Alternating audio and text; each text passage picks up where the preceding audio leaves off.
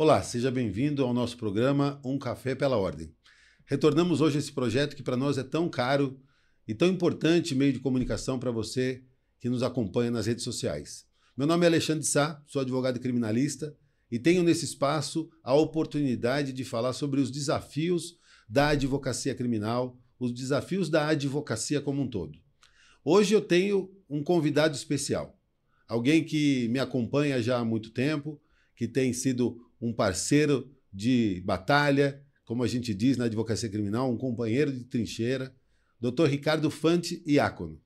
O Dr. Ricardo Fante Iacono, para todos vocês que me acompanham, já sabem, ele está muito presente nas minhas postagens, é o meu sócio já há 18 anos, do escritório Sá Domingues e Fante Sociedade de Advogados, e ao meu lado tem travado grandes lutas na advocacia para fazer valer o direito de defesa dos nossos clientes, mas ele não está restrito ou somente atuando na advocacia criminal. O Dr. Ricardo Fante é mestre pela Universidade PUC, pela PUC São Paulo, ele é mestre em Filosofia do Direito, ele é autor do livro Os Juízes e o Poder, vamos falar um pouco sobre essa obra dele, e ele é professor de processo penal, de filosofia, lá da Faculdade de Guarulhos, da nossa querida FIG Unimesp. Seja bem-vindo, doutor Ricardo Fante, a essa retomada do Café pela Ordem, esse projeto que você ajudou a construir e que tanto contribui. Eu que agradeço, Alexandre. Para mim é uma imensa honra estar participando desse projeto desde o início, né, lá atrás. Ainda mais com você, que é uma das minhas grandes referências na advocacia e como ser humano, como professor também. É sempre importante estar discutindo temas da advocacia criminal, do poder judiciário, discutir temas acadêmicos, para que a gente possa fomentar o debate, né?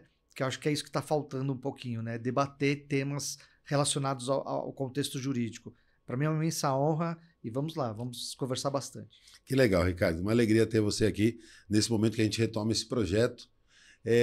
Você que está chegando agora, está vendo o nome Um Café pela Ordem, talvez não saiba a origem desse nome. Então, primeiro o café, o nosso café é santo café de todo dia, todo advogado criminalista adora um café.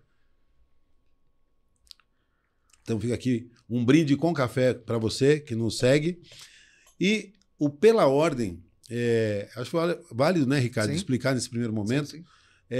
Das prerrogativas da advocacia, eu, Alexandre de Sá, reputo a mais importante, que é o direito de falar pela ordem, pedir a palavra pela ordem, sempre que alguma coisa está fora da ordem, ou seja, nos tribunais, nas audiências, nas sustentações orais, vez ou outra, algum argumento, algum fato ali trazido, seja pela parte contrária, seja pelo próprio julgador, não está de acordo com o que está nos autos, com os fatos do processo.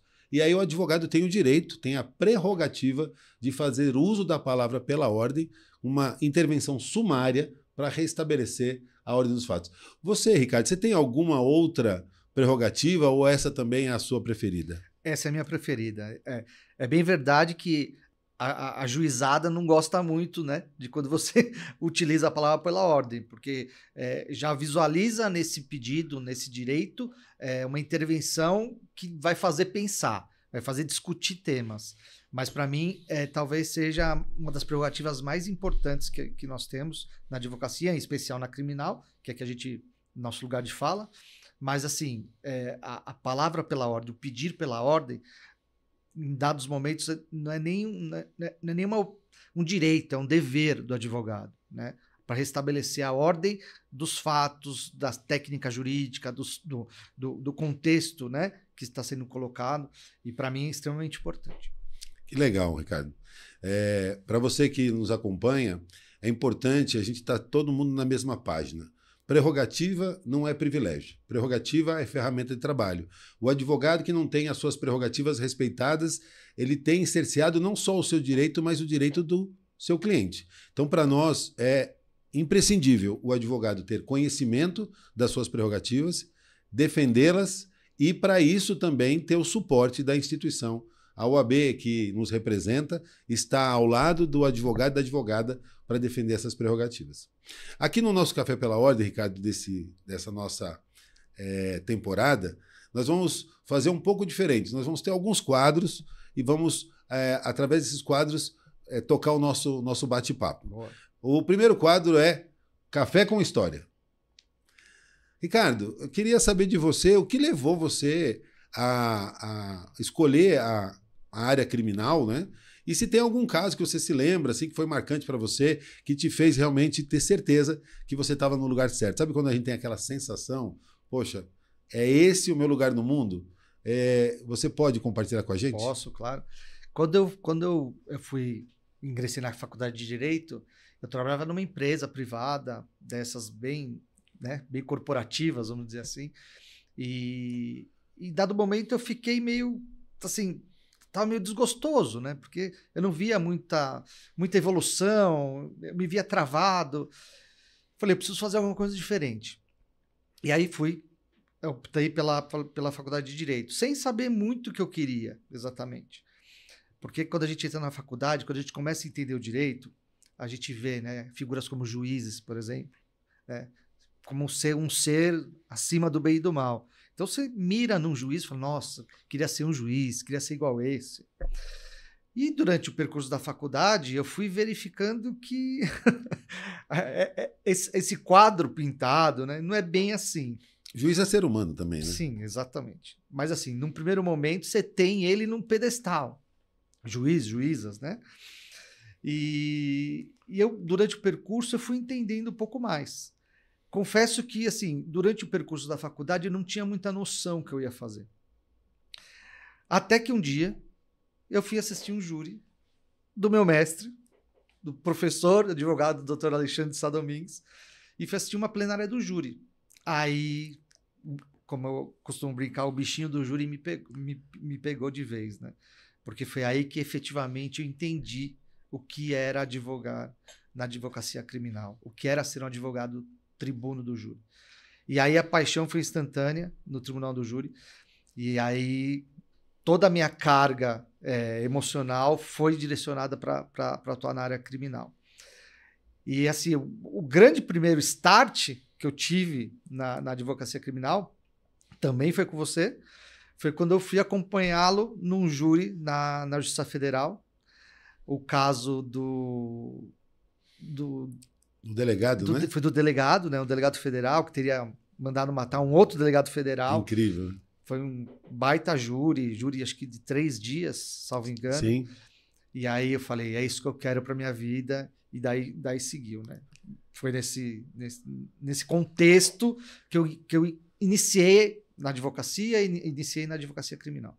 Muito legal, né? Cada um de nós tem uma visão e uma vivência na advocacia que nos motiva a continuar, né? A advocacia, no mais das vezes, é uma atividade um pouco solitária. Por mais que você tenha companheiros como nós temos, né? Temos o Tiago, eu tenho você tem a mim, temos a Juliana lá no nosso escritório, temos outros colegas que dividem conosco essa batalha cotidiana, mas a gente fica realmente, às vezes, angustiado, porque a gente vê muita injustiça, né?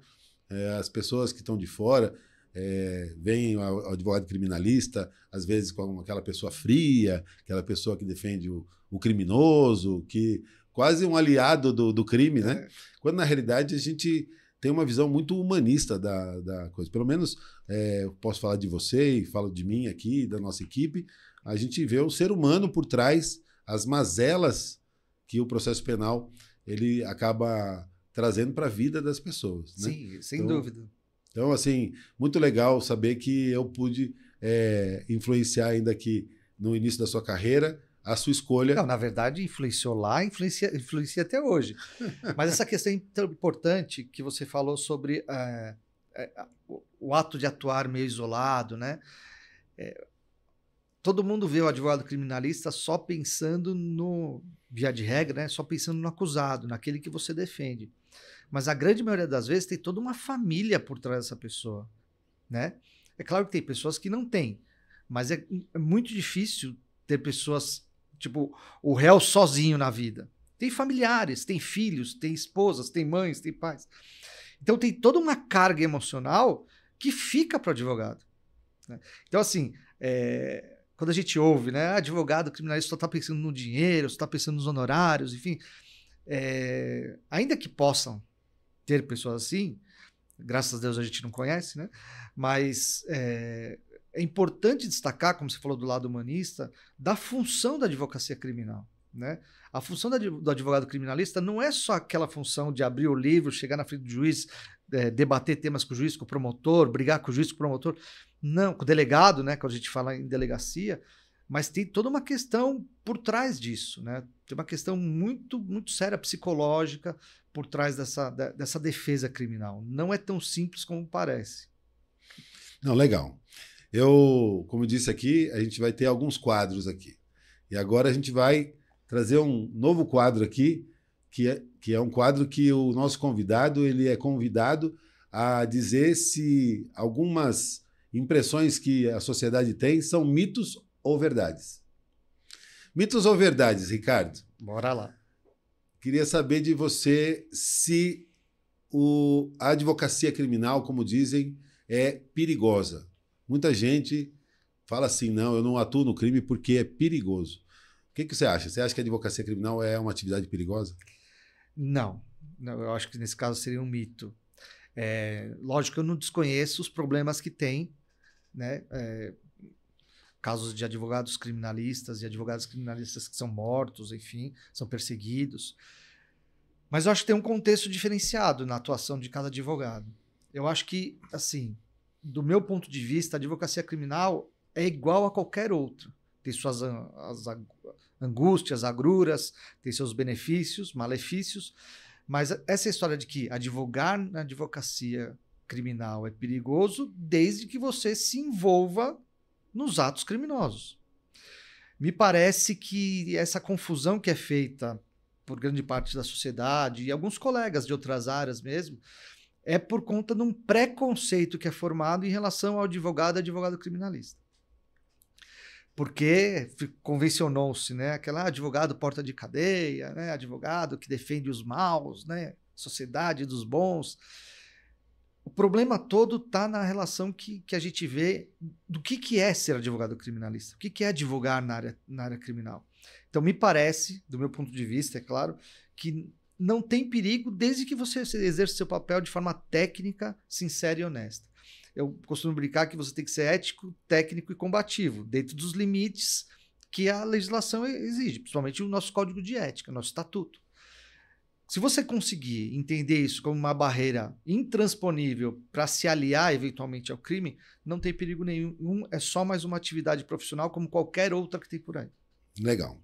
Tem uma outra, ainda no tema mitos e verdades, ou verdades, tem uma outra questão que sempre a gente vê em filmes, vê em novelas, vê na voz das pessoas, né, no dia a dia, falando que, como o sistema é muito corrupto, né, a gente ouve falar muito de corrupção na polícia, no judiciário, em todas as áreas, na política, associa-se muito a atuação do advogado criminalista com esses esquemas, né? É possível advogar? Não é possível. Vou falar assim, vou fazer a afirmação que as pessoas falam. Não, o advogado criminalista é o advogado que faz a cor da delegacia. Isso é mito ou é verdade? É mito. Também não desconhecendo a realidade que existe. A gente sabe que não dá para tapar o sol com a peneira, mas a gente sabe que tem, mas é um mito, né? O atuar, né? O atuar em esquemas, o atuar, principalmente na fase da investigativa, na fase da delegacia, com esquemas, depende muito de cada pessoa, de cada ser humano. Isso não tem relação direta com a advocacia. Você pode nem ser advogado e atuar fazendo elos de corrupção e conchavos para que outros advogados entrem nesse circuito de esquemas. Para mim é um mito, me dói muito saber que colegas trabalham dessa forma, porque você fomenta um nicho de mercado que você não consegue penetrar se você não participar disso também. Então, eu vejo muitos colegas dizendo, mas como que faz? Se não for fazer acordo na delegacia, como que eu vou trabalhar? Né? Porque já se criou também um mito de que só se trabalha na delegacia assim. E não, entendo que tem as regras do jogo, e eu acho que o advogado tem que trabalhar de forma técnica né? Não estou fazendo juízo de valor, mas eu acho que o advogado tem que trabalhar de forma técnica dentro das regras do jogo, do processo penal, do Estatuto de do Código Penal. Porque se você for adentrar, ultrapassar essa barreira que eu falei, que é intransponível, do Estatuto da Advocacia, do Código de Ética, você acaba se tornando um criminoso também. Aí, talvez, aquela pergunta sobre se é perigosa ou não a profissão, talvez faça algum sentido. Mas, para mim, não faz sentido por conta disso. Por conta de que atuar na delegacia tem a mesma forma de atuar no judiciário. As regras do jogo são as mesmas, tanto na delegacia como no judiciário. Com juiz, com promotor, enfim. Então, para mim, é mais um mito que se cria aí. Eu concordo totalmente com a sua afirmação. Eu penso que o advogado criminalista é aquele que sabe o que está fazendo. O advogado criminalista deve ser protagonista na condução da defesa, do processo. É ele que tem que ter o domínio não só dos elementos de prova, do conteúdo do processo, mas também do procedimento, de como funcionam tanto as regras do inquérito policial, quanto as regras do processo, as regras do recurso. O advogado, quanto mais preparado ele estiver, ele vai ter domínio da situação e ele vai estar menos permeado ou menos sujeito a atos de corrupção, a esquemas em judiciário, delegacias, etc. Eu penso que quanto mais preparado o advogado estiver, mais ele tem condições de fazer valer o direito do seu cliente. E assim, a gente pode até compartilhar com colegas, né, que assim, já perdemos alguns casos para corrupção, inclusive. Né? Tivemos clientes que foram no nosso escritório, que fizemos contrato, fizemos reunião, acabamos até fechando o contrato, mas depois recebemos uma ligação da delegacia dizendo, se você fizer um acordinho aqui, talvez a gente consiga.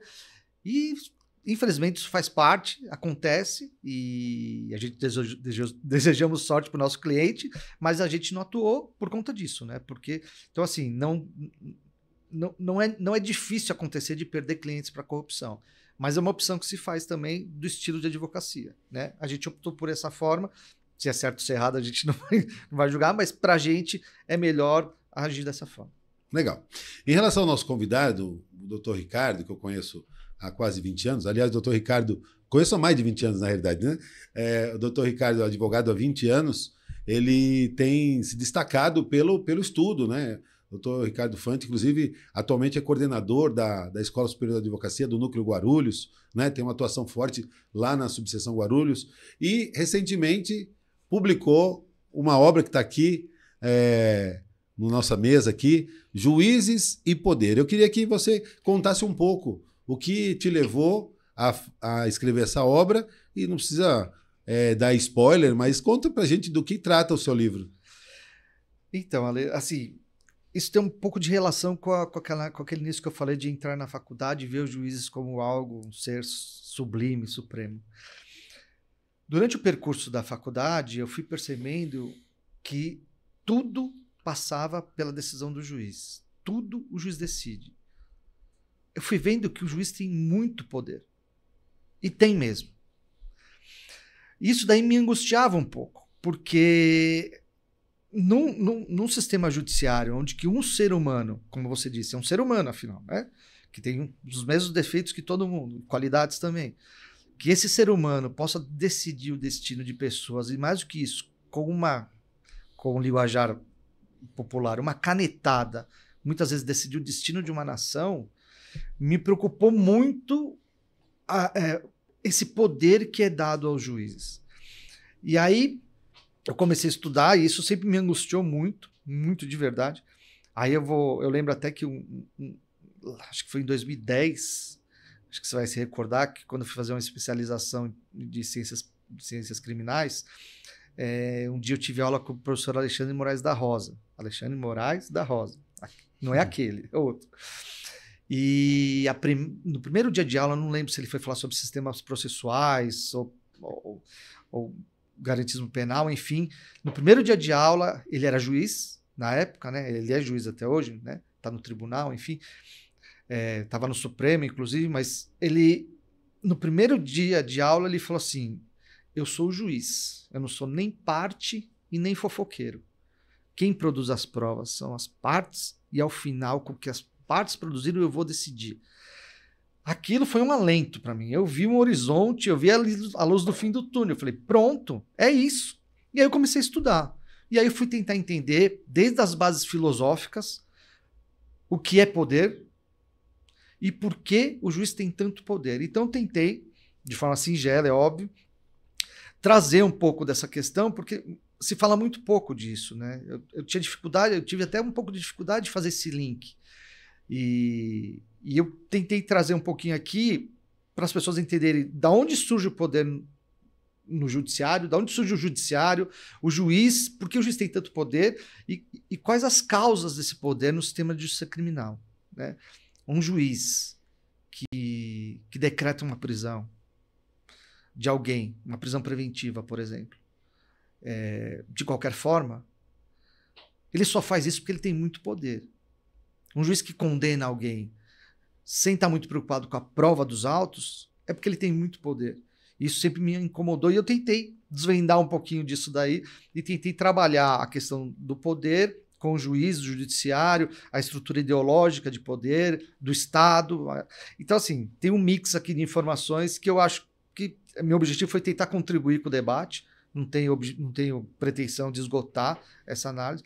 É só um start inicial para se começar a se debater. Se é isso mesmo, por que é, né? Se esse é o caminho.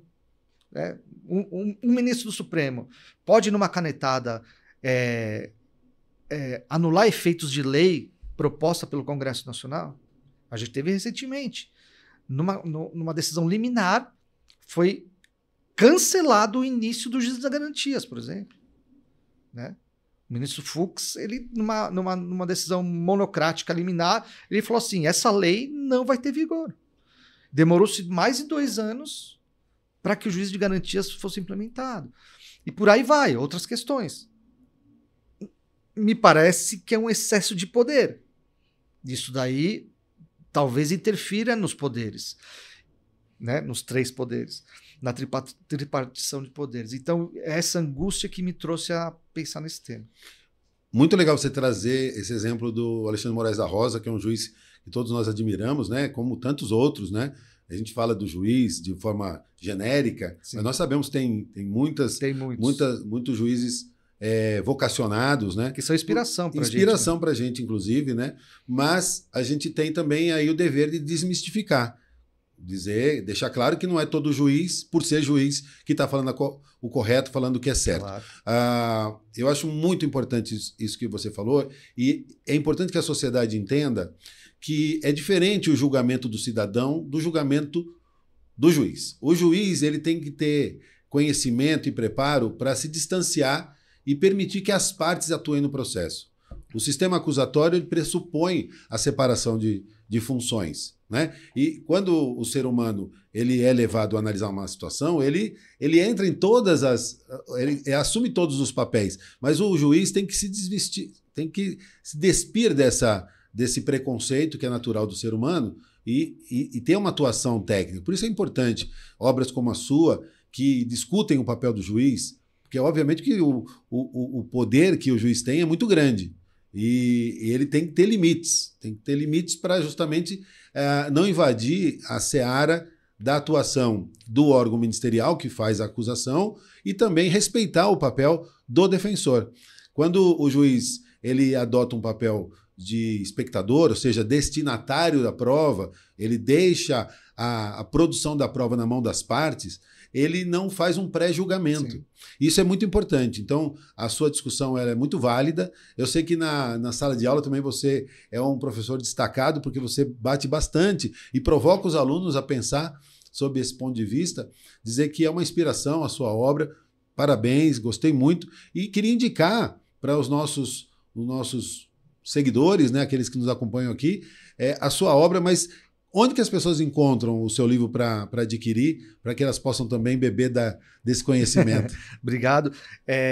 No site da editora, na editora Mizuno, né? E nas outras plataformas, tipo Amazon, é possível adquirir. Eu só queria complementar dizendo o seguinte, quando a gente fala em poder, no processo penal, o poder vem da jurisdição. Jurisdição é, por essência, poder. Então, o juiz tem que ter poder. A minha discussão aqui não é que o juiz não tem que ter poder. Qual o limite desse poder? E por que esse poder tem interferido tanto no sistema de justiça criminal? Nós temos, hoje, provavelmente, quando eu fiz a pesquisa, tínhamos aproximadamente 840 mil presos. Hoje já devemos estar chegando perto de 1 milhão de presos, sendo que a grande maioria dessas pessoas estão lá sem culpa formada. Se a regra é a liberdade, a exceção é a prisão, e a pessoa não foi definitivamente decretada culpada, como que o juiz se sente trancafiando, sei lá, 300, 400 mil pessoas sem o final do processo? Isso me angustia muito. É claro que existem casos e casos, mas será que todos os 300, 400, 500 mil presos provisoriamente, preventivamente, cautelarmente, teriam que estar presos? E eu vou meio que nessa discussão. E por que é comum a sociedade entender isso e a sociedade clama por prisão? Porque visualiza na figura do juiz aquela figura que tem o poder. E se ele tem o poder, ele é um ser sublime. É o que me incomodou desde o início da faculdade. Então, é mais ou menos nessa linha que eu tentei discutir o tema. Muito legal, Ricardo. Eu acho que vale muito a pena a leitura e acompanhar essa discussão. É uma discussão que é importante para uma sociedade que se pretende democrática. Numa sociedade democrática, se você não discute o papel do Poder Judiciário, que o processo penal ele respeite as regras e as garantias fundamentais, a gente não tem um Estado democrático, né? O Estado ele passa a ser um Estado policialesco, autoritário. Certamente ninguém quer viver num Estado em que as liberdades individuais são cerceadas. Encerrando esse bloco, a gente vai para o próximo bloco. O próximo quadro, eu vou anunciar aqui para os nossos amigos. Esse quadro é muito interessante. Perguntas rápidas, respostas diretas. Ricardo, em breves palavras, eu vou fazer algumas perguntas para você. Queria que você desse a sua opinião ou desse a sua dica aqui. Primeira, eu quero saber, na sua opinião, qual livro o advogado criminalista que pretende iniciar na carreira, ele tem que ler? É o livro obrigatório que todo advogado criminalista deveria conhecer. Poxa, tem vários. Eu acho que assim, tem um que eu gosto muito, né? Que é do Francesco Carnelucci, que fala sobre o processo penal, que é extremamente importante, que tem logo no início do livro, salvo engano, que ele fala que o advogado criminalista é aquele que se senta no último degrau da escada junto com o seu cliente, porque é importante entender a função, porque a gente vê colegas, acho que eu estou me estendendo muito, mas a gente vê colegas dizendo assim, o meu cliente está lá, mas eu não sou ele, eu não me misturo com ele, eu não quero ficar perto dele. Então, esse é um livro que... Mas eu indicaria, talvez, um livro de filosofia, que eu indicaria, para que entendesse o funcionamento do sistema como um todo, eu indicaria o Leviatã, de Thomas Hobbes. Excelente. Excelente indicação. A primeira, As Misérias do Processo Penal, de Carnelucci, realmente é uma referência. É um livro bem curtinho, de fácil leitura, mas já mostra um pouco da nossa indignação, a angústia, aquela visão que o criminalista tem que ter. Sim. Eu sempre digo que o advogado criminalista tem que ser alguém, assim, questionador, alguém que não aceita respostas prontas. Aliás, alguns colegas me perguntam, será que eu tenho vocação para ser criminalista? Como que eu sei se eu tenho vocação? Eu falo assim, olha, pega um processo, lê a denúncia.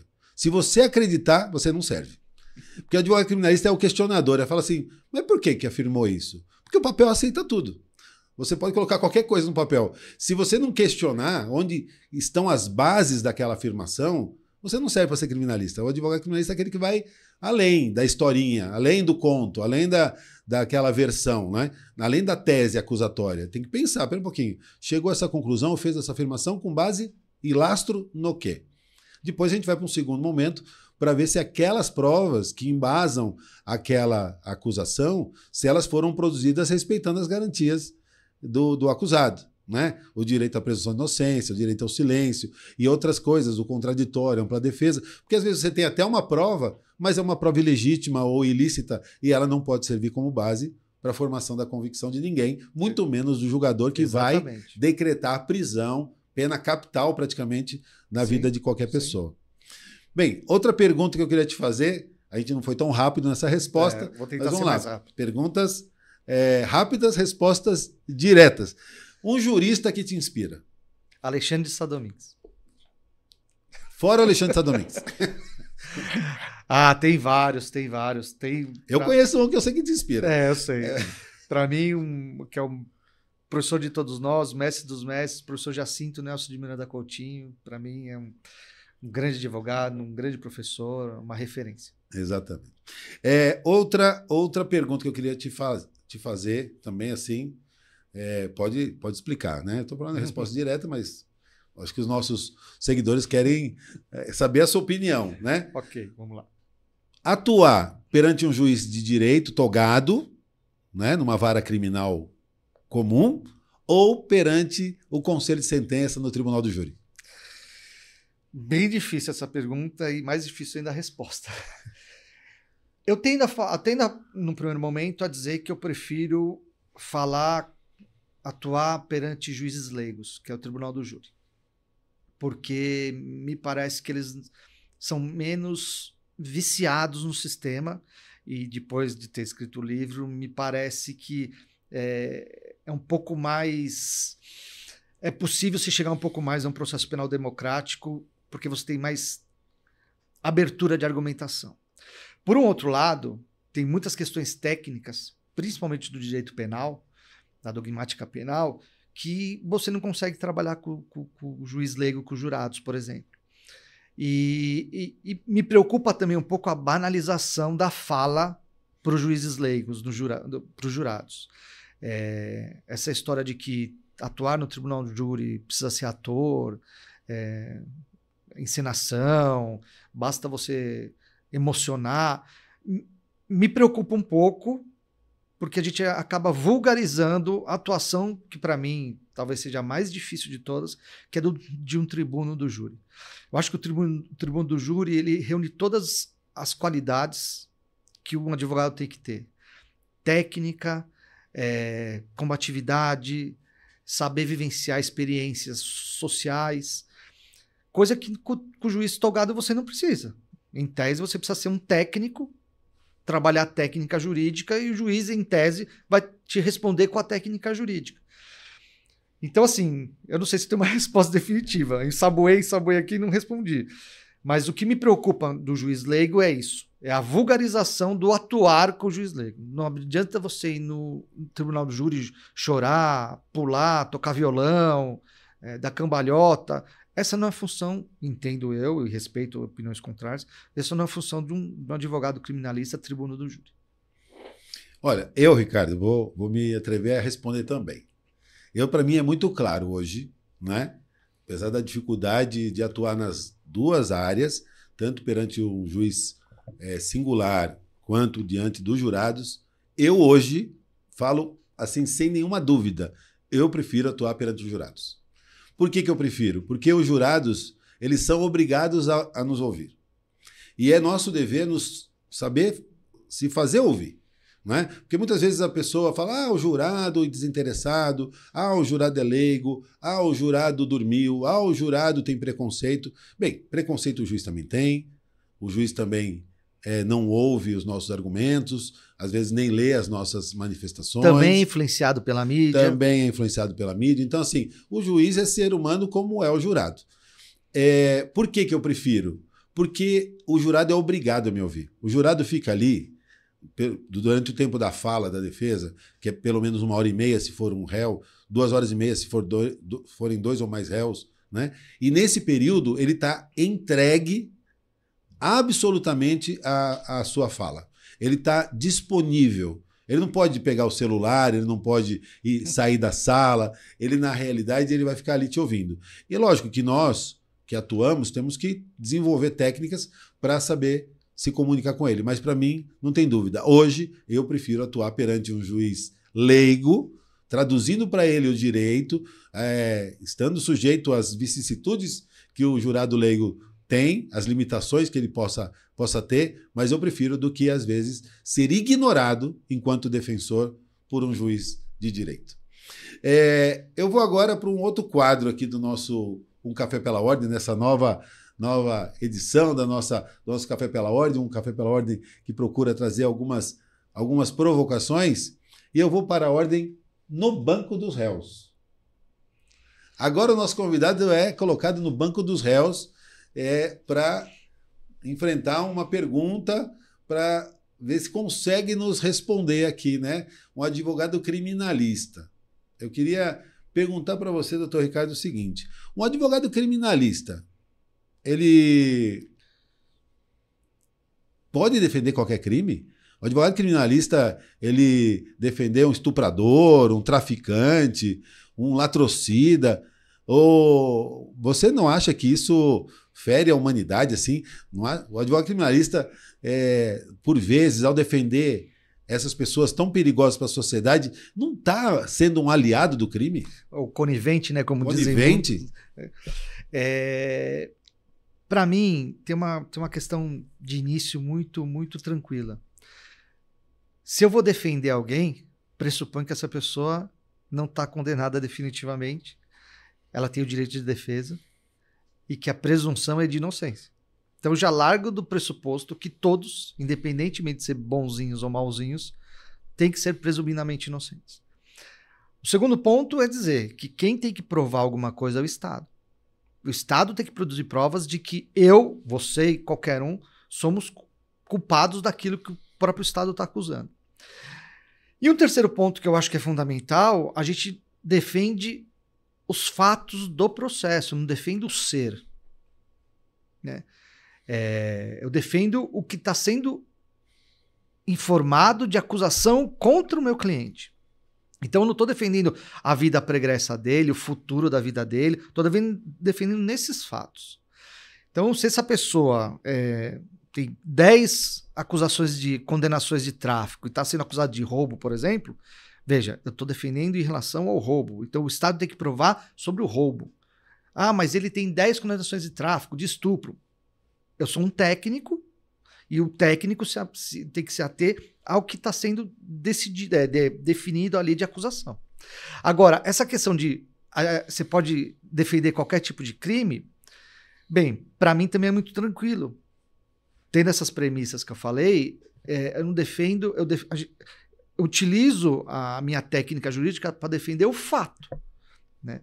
Entendo perfeitamente que tem pessoas que têm alguma dificuldade de defender estuprador, eu já vi colegas falando, eu não defendo policial, porque na minha família um policial matou não sei quem. Veja, se a gente for levar para esse contexto moral, né? Se a gente for trabalhar com o fígado, dificilmente a gente vai conseguir ser um técnico. Nós vamos ser burocratas moralistas. Né? E é o que eu tento não fazer na minha profissão, ser um burocrata moralista. Que se eu, quanto advogado, quando o cliente chega no escritório, eu sou o primeiro a julgá-lo, que dirá o Estado, que dirá a mão forte do Estado, que está lá para punir. Né? Então, para mim é muito tranquilo, eu não tenho problema nenhum quanto a isso. Tudo bem, acho que o nosso convidado se saiu bem, acho que foi absolvido da questão, mas agora a gente, infelizmente, Ricardo, está chegando ao final do nosso podcast de hoje, nosso bate-papo, nosso Um Café pela Ordem, nessa primeira edição, na retomada desse projeto tão caro e tão querido por nós, mas não sem antes, o que para nós é o momento de ouro do podcast, que é a dica do convidado, que é aquele conselho final, aquilo que o doutor Ricardo, né, daria de conselho, ou daria de dica, ou aquela... O que você falaria para quem está começando hoje na advocacia criminal? Bom, já agradecendo a participação, o convite, dizer que... Se você quiser, doutor Ricardo, falar para a câmera, já que você vai dar um conselho, fique à vontade. Agradecer o convite, né, a participação, dizer que para mim é sempre uma satisfação bater esse papo com você, aprendo muito.